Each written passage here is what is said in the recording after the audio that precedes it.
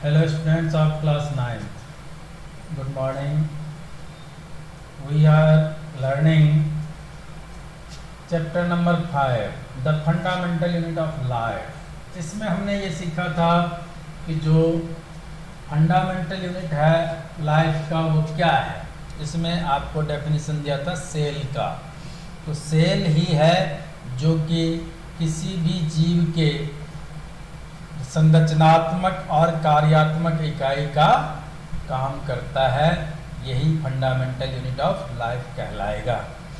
अब हम जैसे इसके अंदर बहुत सारे चीज़ों को पढ़ा था कि सेल किसने खोजा, सेल जो है ये कैसे एक्सपेरिमेंट किए गए थे तो उसको भी पढ़ा था हमने। इसके साथ में ये पढ़ा था कि जो अपने दूसरे चीज़ हैं सेल के अंदर, तो एक स्ट्रक्चर बताया था आपको जिसके अंदर ये दिया था बाहर का जो पार्ट होता है जो घेर करके रखता है किसी चीज़ को, तो वो कवरिंग एरिया कहलाता है। तो कवरिंग करने वाला लेयर है जिसको प्लाज्मा मेम्ब्रेन कहा जाता है या इसी को सेल मेम्ब्रेन कहते हैं। इसके अंदर डॉटेड लाइक स्ट्रक्चर दिखाया था आपको जो कि क्या था, जेली लाइक स्ट्रक्चर, और इसको हम कहते हैं प्रोटोप्लाज्म या साइटोप्लाज्म। और बीचों बीच सेंटर में एक आपको डॉट लाइक जो कि डार्क डॉटेड था बड़े आकार में, वो क्या कहलाएगा, इसका न्यूक्लियस कहलाएगा। तो आज हम पढ़ेंगे सबसे पहले कि जो सेल है तो इसके अंदर हमें प्लांट सेल और एनिमल सेल इसका स्ट्रक्चर कैसा होता है ये आपको डायग्राम बनाना है। देखिए जो प्लांट सेल होगा ये लगभग क्या होगा, रेक्टेंगुलर, या हम ये कह सकते हैं कि लगभग स्क्वायर शेप में, यानी ये कह सकते हैं इसका जो आकार है वो कैसा होगा, तो आप ये कह सकते हैं कि इसका आकार ज्योमेट्रिकल शेप होगा। तो ज्योमेट्रिकल में जैसे ट्रायंगल होता है, ट्रायंगल को नहीं लेंगे, ट्रायंगल के अलावा जैसे अपने पास क्वाड्रिलेटरल फॉर्म हो गया, या फिर हम ये कह सकते हैं पेंटागोनल फॉर्म हो सकता है, हेक्सागोनल फॉर्म हो सकता है। तो ये चीज़ें हैं इसके अंदर। जैसे हम यहाँ ले रहे हैं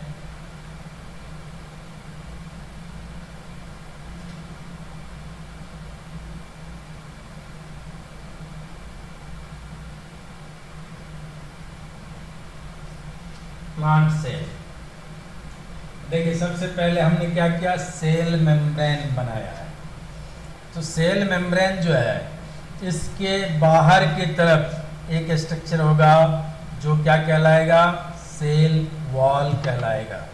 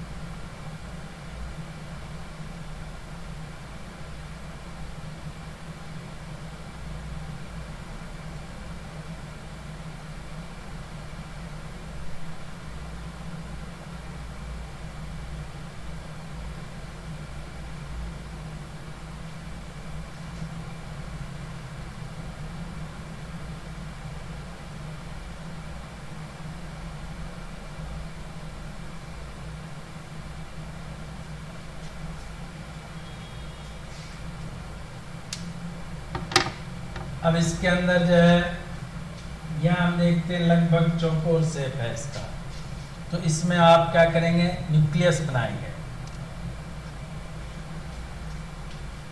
देखिए इसके अंदर एक वैक्यूल पाया जाता है,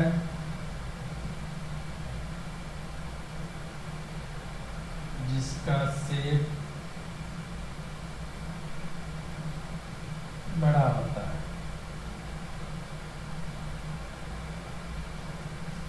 अब इसके कारण से ये क्या है, सेंटर में स्थान घेर लिया। अब इसके कारण से जो न्यूक्लियस है वो यहाँ साइड में आ जाता है।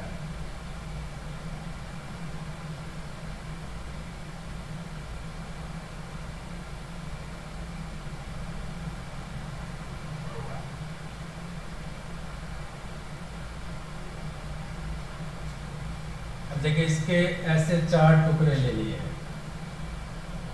ये 4 टुकड़े हमने कर दिए हैं। अब इसको क्या करना है, ऐसे यहाँ से फोल्ड करके यहाँ तक लाना है, यहाँ से फोल्ड करके यहाँ तक लाना है, फिर यहाँ भी ऐसे फोल्ड करके यहाँ तक लेना है।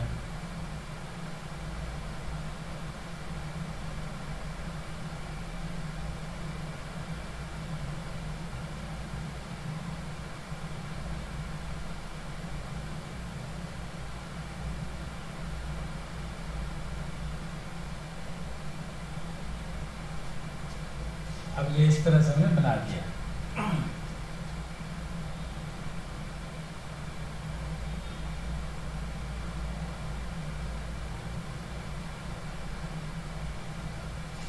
ये जो हमने बनाया है स्पाइरल फॉर्म, सर्पिलाकार रचना, ये क्या है, एंडोप्लाज्मिक रेटिकुलम। अब यहाँ हम इसके ऊपर कहीं कहीं पर क्या है, राइबोसोम लगा दें।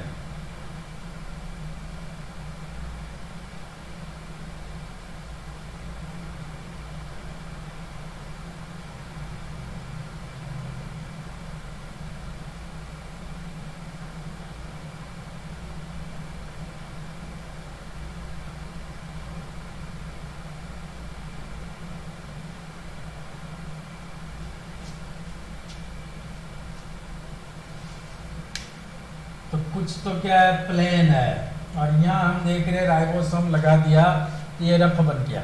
तो एंडोप्लाज्मिक रेटिकुलम 2 टाइप्स के हो गए। एक तो क्या हुआ, स्मूथ, यानी इस पर कोई खुरदरा पार्ट नहीं दिख रहा है, इसका मतलब स्मूथ एंडोप्लाज्मिक रेटिकुलम।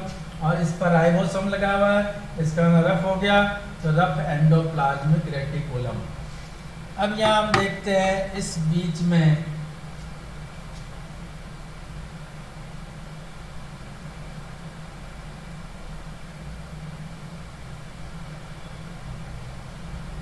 इस तरह की रचना है।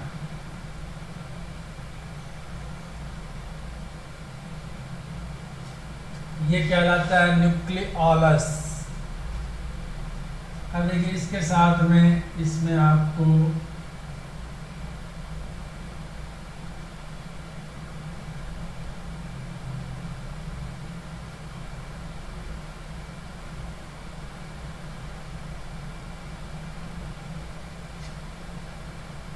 ऐसा स्ट्रक्चर दिखेगा, ये कहलाता है क्रोमोसोम्स। ये डीएनए है, जेनेटिक मटेरियल्स हैं। अब देखिए इसके अंदर जेली लाइक स्ट्रक्चर डाल दिए।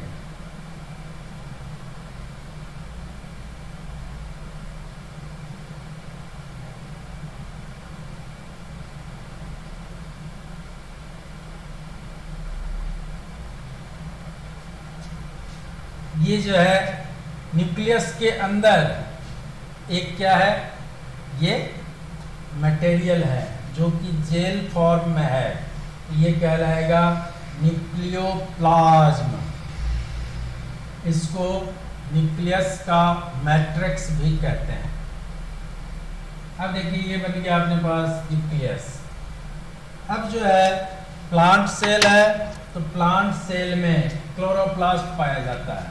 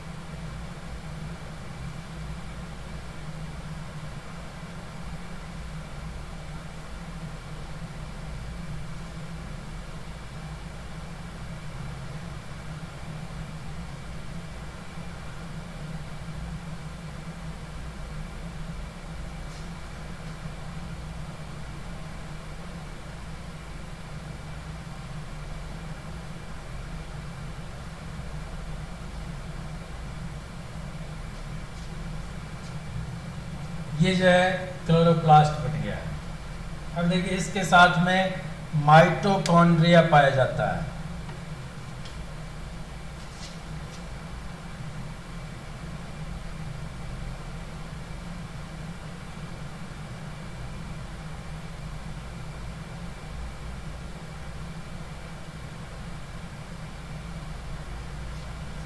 इसमें फिंगर लाइक प्रोजेक्शन बनता है जो कि माइटोकॉन्ड्रिया होते हैं। इसका शेप सूत जैसा दिखता है। अब देखिए इसके साथ में जहाँ पर न्यूक्लियस होगा वहाँ पर गोल्जी बॉडी भी पाए जाते हैं।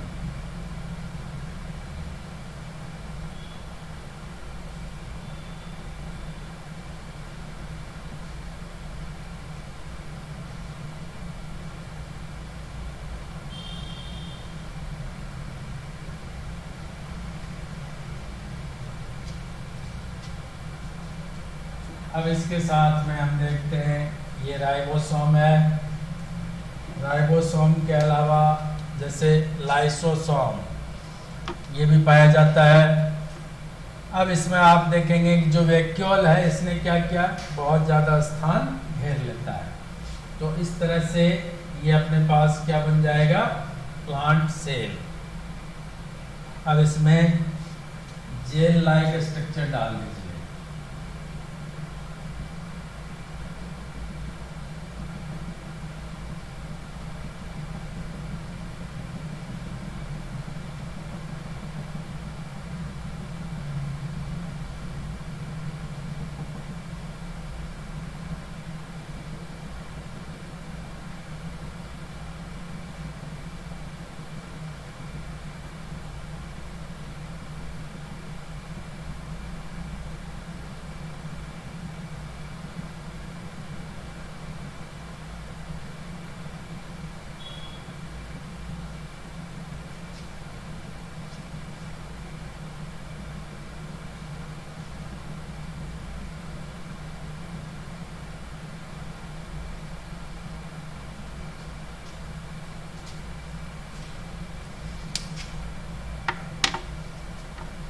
अब आप इसके अंदर जैसे वैक्यूल वगैरह छोटा छोटा और वैक्यूल दिखाना चाहते हैं, दिखा दीजिए। अब जैसे राइबोसोम है, राइबोसोम को दिखाना चाहते हैं, राइबोसोम को दिखा देंगे।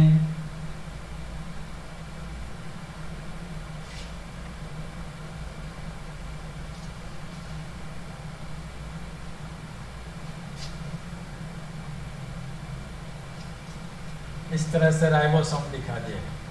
अब देखिए कि अपने पास जो है ये माइटोकॉन्ड्रिया और जो क्लोरोप्लास्ट है इनके स्ट्रक्चर्स जो है, इसको यदि आप और बताना चाहते हैं तो जो आपको डायग्राम भेजा जाएगा उसमें उसके हिसाब से आप बना दीजिएगा। अब देखिए यहाँ पर अपने पास जो प्लांट सेल है ये आपको ऐसा कब दिखेगा कि जब हम इलेक्ट्रॉन माइक्रोस्कोप के नीचे रख करके उस सेल को देखते हैं। तो ये जो है इस तरह का आपको शेप दिखेगा। अब देखिए अपने पास क्या क्या इसके अंदर चीजें आई है।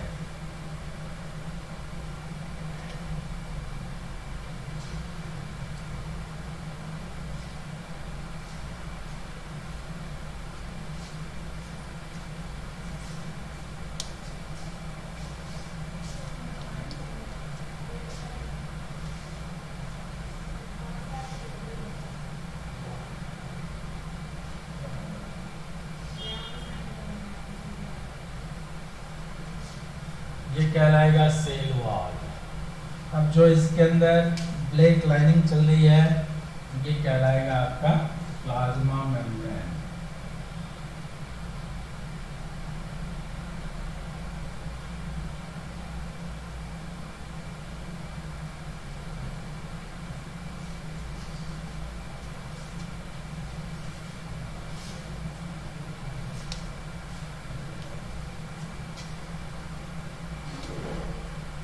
देखिए ये जो डॉटेड लाइक स्ट्रक्चर है ये कहलाएंगे साइटोप्लाज्म।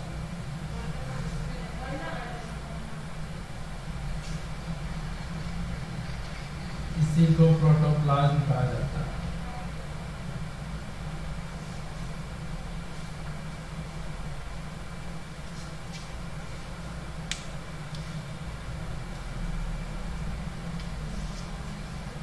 देखिए ये जो पार्ट है ये स्मूथ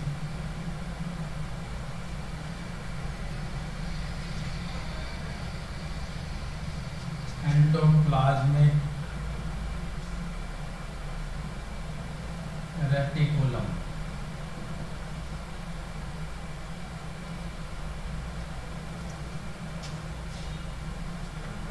अब ये वाला जो है इसमें देख रहे हैं राइबोसोम लगा हुआ है, ये क्या कहलाएगा? Rough endoplasmic reticulum.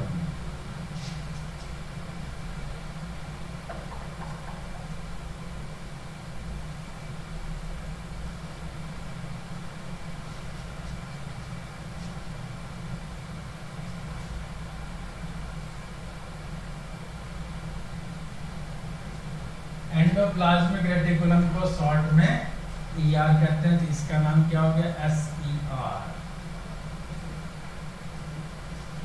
और यहाँ जो है ये हो गया RER।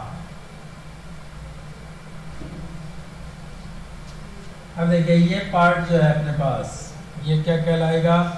न्यूक्लियस।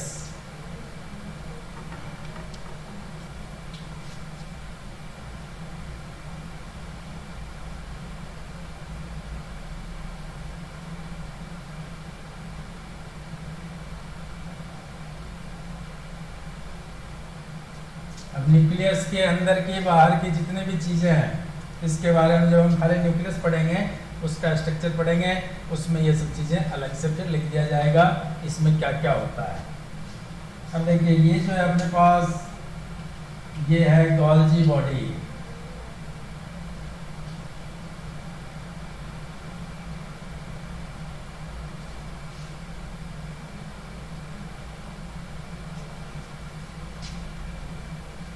ये है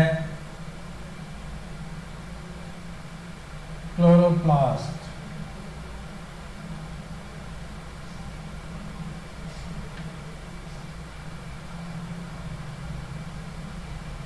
ये है माइटोकॉन्ड्रियन। सिंगल होता है तो कॉन्ड्रियन बोलना है, एक से अधिक दिखाएंगे तो प्लूरल में इसको माइटोकॉन्ड्रिया कहा जाता है।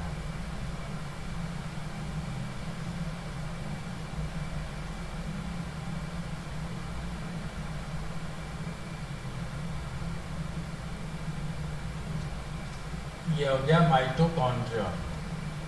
अब देखिए सबसे बड़ा पार्ट जो बीच के अंदर है ये क्या कहलाएगा? वैक्यूल।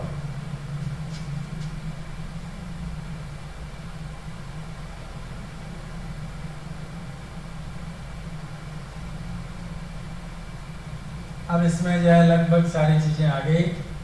अब जैसे देखिए कि ये पार्ट जो हमने दिखाया है रेड कलर का, ये क्या है? राइबोसोम।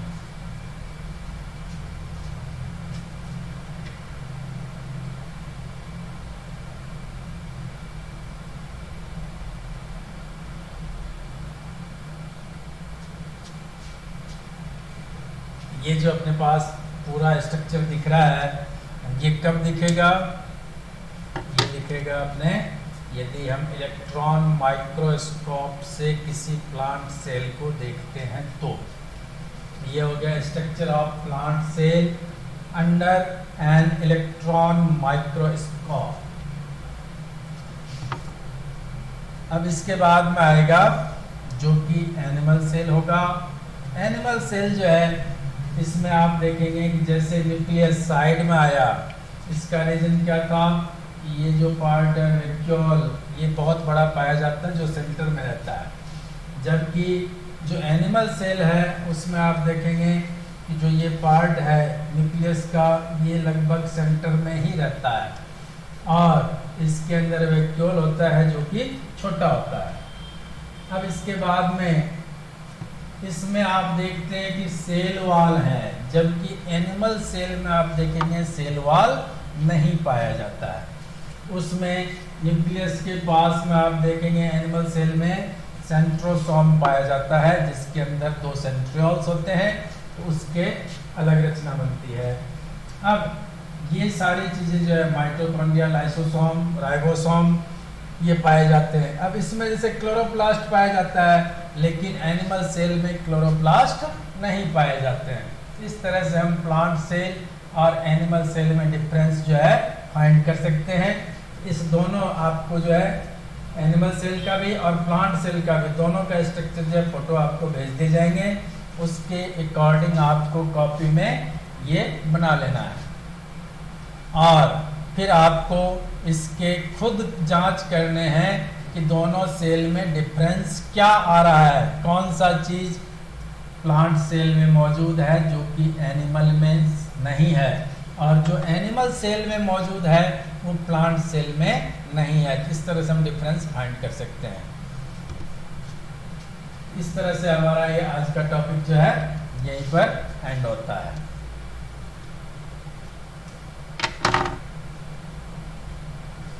इसके अगले वीडियो में हम पढ़ेंगे न्यूक्लियस के बारे में, उसका स्ट्रक्चर क्या होगा, और आपके जो है न्यूक्लियस उसका स्ट्रक्चर बता देंगे, फिर इसका फंक्शन क्या होगा इसके बारे में बता देंगे।